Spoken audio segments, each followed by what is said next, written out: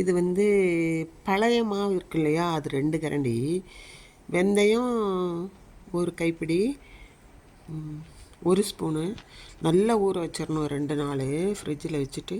அதுக்கப்புறம் எடுத்து கொஞ்சமாக உளுந்து கைப்பிடி அளவு போட்டு நல்லா நான் வந்து இதுலேயே தான் அரைச்சேன்.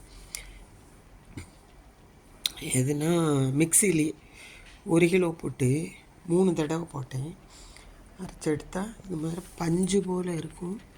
சைடில் மூடி வச்சு எடுக்கணும்.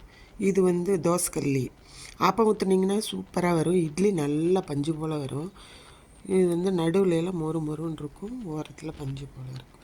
இதுக்கு வந்து என்ன சால்னான்னா, நம்ம தமிழ்நாட்டிலலாம் வைப்பாங்கல்ல ஒரு சால்னா, உருளைக்கிழங்கு, பெரிய வெங்காயம், தக்காளி எல்லாம் போட்டுட்டு கடல மாவு கரைச்சி ஊற்றி, இது கடலை மாவு கரைச்சி ஊற்றல, பொட்டுக்கடலையும் பூண்டும் அடித்து வச்சது, வரமிளகாயும் அது போட்டுட்டு கெட்டியாக உடனே கிரேவி ரெடி ஆயிரும். இது பச்சை பயிர் கொஞ்சம் லெஃப்ட் ஓவர் இருந்தது, அது யூஸ் பண்ணுறேன் அவர் சாப்பிடாதனால.